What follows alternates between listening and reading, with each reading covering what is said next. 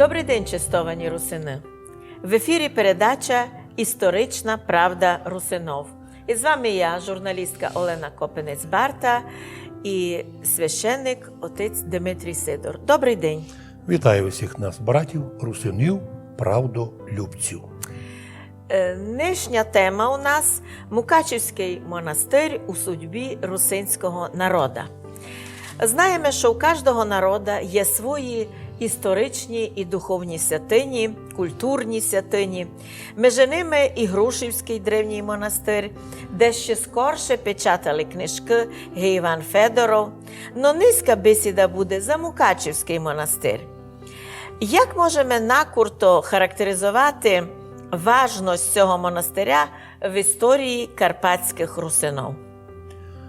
Мукачівський монастир, теперішній монастир, на Чернечій горі представляється для нас тим духовним і національно-культурним центром русинов, який світив, підтримував, кріпив русинський народ і християнство уподовж всієї русинської історії від начала його образування до низька. Чому називається Чернеча гора? Є думка архімандрита Василія Проніна, що там іздавна, із часів святих Кирила і Мефодія, поселялися монахи, подвижники, перші християни, в основному то були іноки. І вони мали там перші поселення, пізніше там могли переселитися, коли вже Києво-Печерський монастир був сильний, могли перейти на ту гору.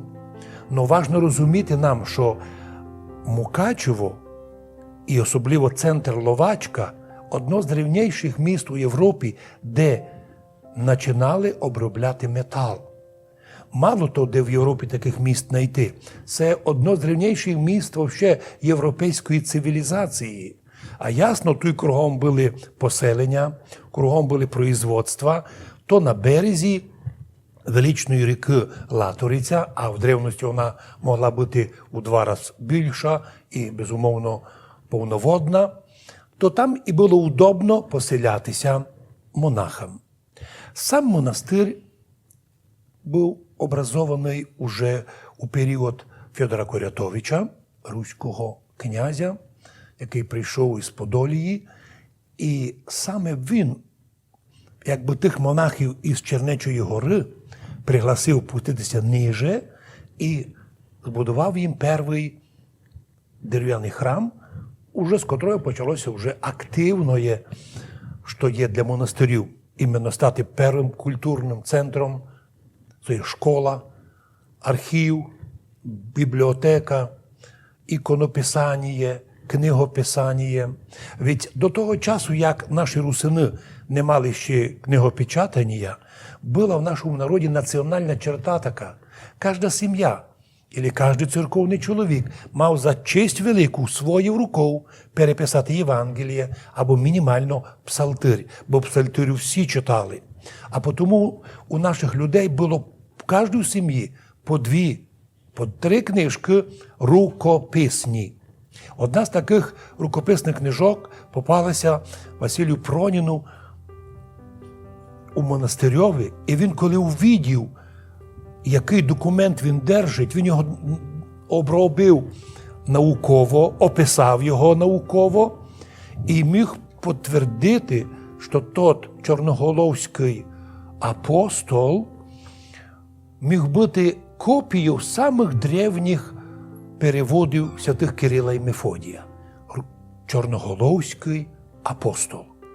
І так, ясно, що у многих людей були рукописні твори, і не чувствувалася потреба у книгопечатанні, бо і не було, так пользувалися тим. Но з чого переписувати? З монастирських книжок, де то було як централізовано духовні центри, де був єпископ православний, з того часу вже починається активна така фаза духовно-національного розвитку русинів. Правда, з цього часу сам монастир, ця територія русинів починає ставати частю мадярської держави.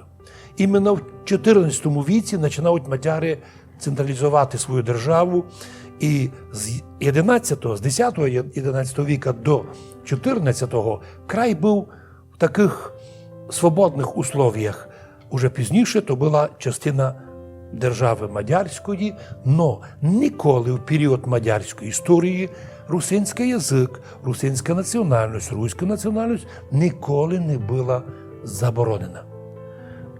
А монастирі робили ту роботу, яку сохранив народ, свій народ русинський, іменно в тому, щоб віра восточна, християнська, православна, до прийняття унії 1646 року, всі храми, дерев'яні храми були православні, монастирі православні.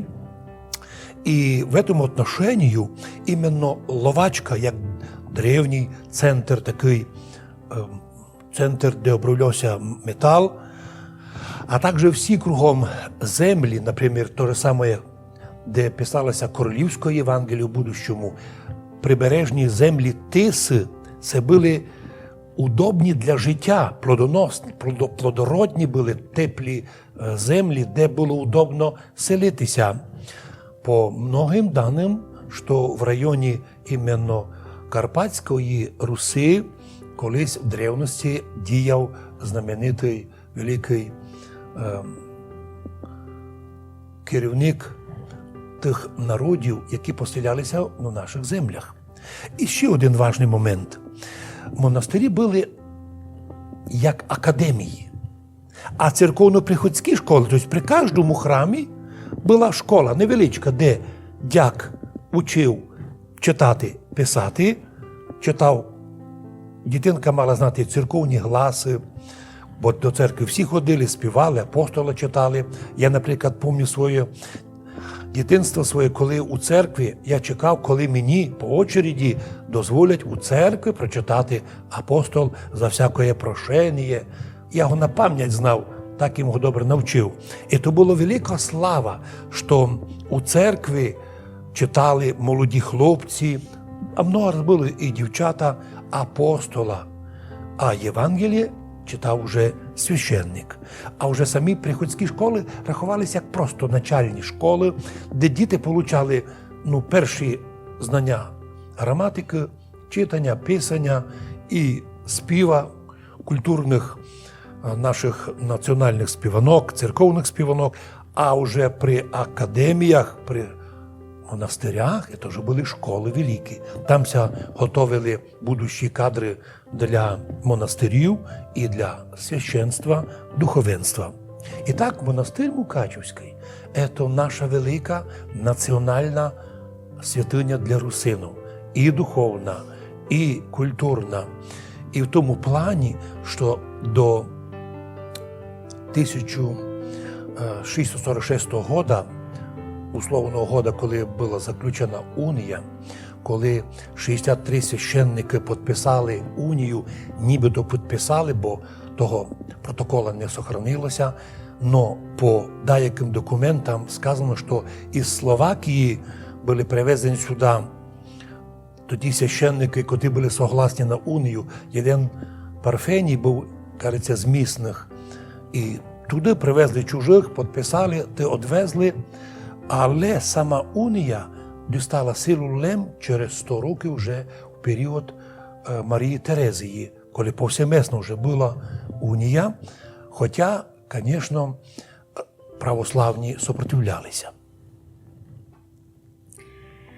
З цього года ми маємо історичну дату 355 років, як від православних русинов монастир Мукачівський забрався, його забрала тогочасна влада і передала уніатам. І в місті з тим був ізгнаний Іоанікій Зейкан.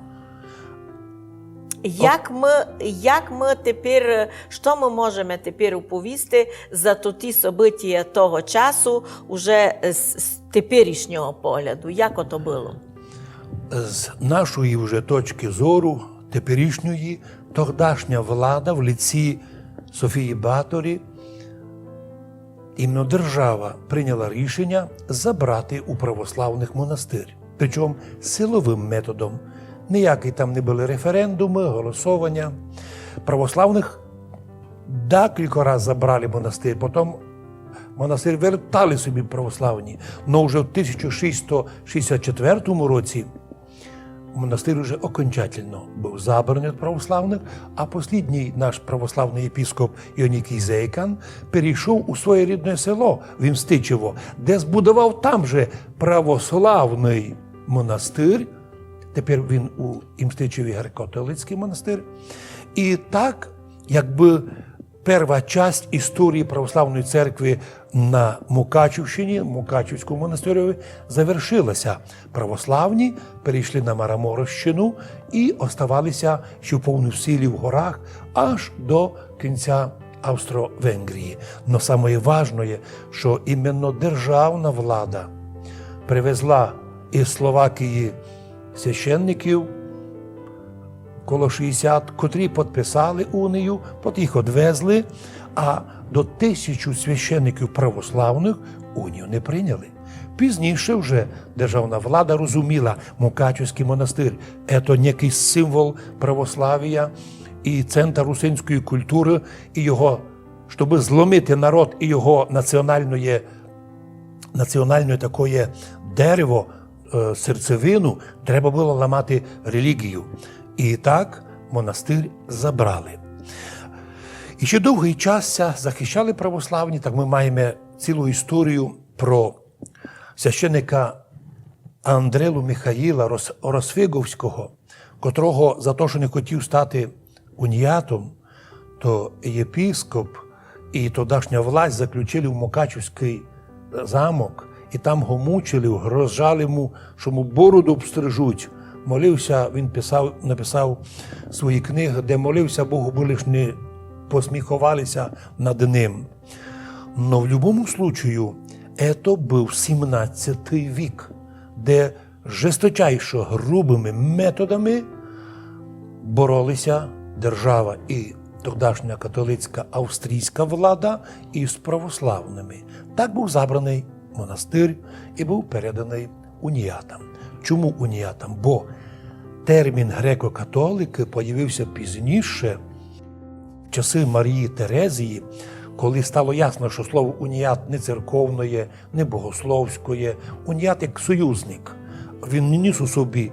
І був придуманий такий термін, що хоча уніати – це християни православного обряду, грецького, але вже католики по віросповіданню. І появився такий термін в період Марії Терезії – греко-католики. Греко по обряду, католики по віровизнанню. І так монастир Мукачівський, він тоді лишився, але ми не хочемо повісти, що русинський дух пропав із тим, щоб він став уніатським. У монастирі продовжилося книгописання, там проводилися далі школи, формувалися, бо самі условия унії були чіткі і ясні. За них сьогодні вже забили. Там було написано, да, русини согласні прийняти подданство Рима, признати папу римського за главу церкви, но щоб єпископи і священники вибиралися лем з русинов, богослуження лем кириличне, руське, і у будущому, щоб ті условия не перемінялися. Так сталося, що лише у 20 віці цей монастир був знову, так же, як забраний властями, так і властями вернутий для православних. І нині це православний монастир з його прекрасною історією. І яка судьба монастиря була у 20 віці конкретно на закаті Австро-Венгрії в період Чехословаччини у радянський і нинішній час? Уже у кінці 19-го, началі 20-го віка на Карпатській Русі появилося велике і славне движення за повернення до православної віри. Практично 500 000 русинов пішло в Америку на заробітки, а коли оттуда вертали, то Большинство з них було вже православним, бо тут вдома їх переслідували. Кіть хотів бути православним, то міг бути гонимий. А в Америці то було свободно, і вони вернулися православними і казали, чому? Ми ніколи не були католиками, ми все були православні, і всіх вас православних християн, і в греко-католицьких храмах казали. Таке движення піднялося, і стало ясно, що хоча унія і отримала силу через 100 років при Марії Терезії, але вона не вихолостила серця людей від православ'я і восточної віри, бо, наприклад, наш святий преподобний Алексій і сповідник Карпаторуський, його ім'я було Олександр, його мама, батьки у лісах, глухих лісах Ясеня, теперішнього, тоді були глухі міста Ясеня, дали йому ім'я в честь Олександра Невського. Тобто люди любили православних святих, і коли була практика ізгнання із календаря православних святих великомученика Димитрія і других, то православні ето сопротивлялися. Правда, не могли одогнати Юрія, не могли одогнати які другі праздники, але перетворювали скоріше на поливанки, чим на релігійний праздник. І так, кінець ХХ віка завершився тим, що маса людей русину вернулася в православ'я, сопротивлялася австро-мадярська власть дуже сильно, організовувала судебні процеси, переслідування. Ми вже говорили, около 600 людей, активістів потягнули в суди, потім лишили 94 і на Мармор-Сегетських процесах від 1903 до 1914 року, уже до начала Першої мирової війни, ці процеси тягнулися. Простих русинів у гоньках держали на судах, як на шпіонів позирали, і судили їх, як шпіонів, просто на пустому місці. До речі, казали мені наші люди, ось дивіться, отче, пройшло 100 років, а противники православних так і не могли нині придумати якийсь новий аргумент, щоб нас додіти, але ж шпіона. Якщо ти православний, то ти шпіон тої держави, на котрій вони вкажуть пальцем. Но ведь це примітивно і ніякого відношення до вибору русинами православ'я немає. Наша православна віра від святих Кирила Мефодія і до 47-го року ми були у сербському патріархаті. І так далі. Сам монастир був на початку ХХ віка заселений василянами із Галичини. І є інформація, що мукачівський діалект русинського язика був предложений ними в Австрію, бо формувалася нова граматика, і там у Австрії у 900-х роках 19 століття і була завірена або прийнята парламентом граматика української мови. Тому що тільки мукачівський діалект із русинів говорять на м'яко читать, співать, робить. Остальні русини говорять читать, співать, робить, так по-церковному, як у церкві говорили. З другого боку, уже у часи Чехословакії монастир оставався греко-католицький, а після війни він був переданий православним. Сложні процеси проходили. Тоді держава вмішалася і нав'язала унію, причому репресивними методами. Про то не люблять говорити в сьогоднішній день. А потім, коли православні перейняли уже монастир, то май було що радісне. Монастир вернувся. Но НКВДисти при совєтській власті уже в період Закарпатської України, коли ще ми не були приєднані ні до Совєтського Союзу, ні до Совєтської країни, уже НКВДисти робили безобразія на Штудебекерах, забирали книжки, архівні документи, мільйони книжок, підкреслюємо, мільйони книжок, тонни архівних документів везли НКВДисти на Штудебекерах на различних містах. Одно палили, друге везли у Арахов на картонну фабрику. До речі, осталися фотографії, як на теперішній площі Петефі НКВДисти палили архівні документи русинські і русинські книги. Як добре тепер людям, котрі не люблять русинов або не признають русинов, казати, а русинів не є, а книжок не мають, а школи не мають. Не мають, бо забрали. А закон про декомунізацію дозволив би нам нині і повернути наші школи, і повернути наші книги, і архівні документи, але у випадку сьому ми видимо, що ситуація досить неблаговидна. Як би не було, є інформація в інтернеті, що і тепер нечесні руки забирають деякі архівні матеріали, щоб їх вивести із вжитку, бо практично всі жителі Закарпаття теперішнього майже 100% можуть отримати справку про те, що їхні батьки, діди були русинами. Но якщо документи вибрати із архіва, архів розведе руками. Все, не маємо.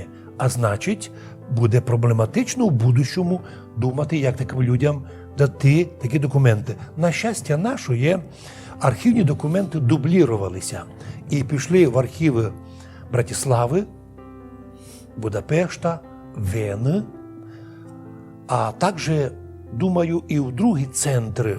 Тому многі документи можна буде встановити. Но ми сьогодні кажемо, як би важно і нині із числа журналістів і депутатів обласної ради створити слідчу комісію, котру би піддати оцінку безчинствам совєтського періоду, НКВДистам, совєтським комуністам, які так нещадно нищили архівні документи, книжки русинов, забрали у русинов усі школи і зробили їх українськими. Да, найби така комісія підтвердила злочини і дали би то судді оцінку історичну. Ми не знаємо, як будуть розвиватися события, але одно нам дивно. Одні палили книжки, забирали школи, палили архівні документи, другі їх потомки кажуть, а не маєте ніч русини, а ви ніхто. Я споминав слова Христа, коли казав книжникам і фарисеям. Ви, книжники і фарисеї, утверждаєте, що ви потомки пророків, і ви робите гроби, пам'ятники вашим пророкам, і доказуєте, що ви сини отців, які і збивали пророків. То є і тепер, коли такі люди говорять, що ви русинич не маєте, то люди похожі на тих людей, котрі збивали пророків, збивали наші книжки, архіви, школи, а тепер ви хотіли зробити такий собі дивний вид. А ми не знаємо, мали ви щось або не мали. Мали, маємо. І ми можемо в короткий срок ото все встановити, бо нині книгопечатання легко возобновити, нині в електронному виді можеш всі книжки встановити. В такому електронному виді функціонує і бібліотека наша, русинська, в інтернеті, бібліотеки других сайтів. Великолепно є можливість. Нужна воля добра наших братів і всіх наших представників і верхньої влади, і місцевої влади, і взагалі відчуття, що ми не в джунглях, ми в центрі Європи, де все видно, де все не можеш скрити. І тому віримо, що все, що було колись скрито, по слову Христа, буде об'явлено, і будуть мати ганьбу ті люди, які нині так себе грудиш, русинів не є, русинич не мають язика, не мають культури, не мають танця, не мають школи, не мають, так не мають, тому що нищили. І ми маємо докази того, що нищать. І якщо нині була б така можливість, щоб хто нас чує, а руку мав уже замазану нищенням архівів, найбо то становився. Рано чи пізно не тільки він, але його потомство буде ганьбитися, що творив їх предок. Вірю, що русини мирний народ, легко забивають обіди історичні, але історична правда завжди має возобновитися не лише для якоїсь групки, не лише для якоїсь маленької релігії, а й для русинів православних, бо тоді може бути називатися історична правда встановлена, коли перші носії православні русини будуть свободно функціонувати, як ото є і сьогодні. Другим теж треба дати свою правду, но другі не можуть свою правду творити за счет правди нашої. Ми всіх поважаємо, но первоє мусимо своє сокотити, пам'ятаючи, що перед Богом і перед нашим народом всі ми будемо в отвіті. На цьому завершуємо передачу «Історична правда русинов». Дякуємо вам за увагу. Будьте здорові! З Богом, дорогі наші браття, русини, правдолюбці!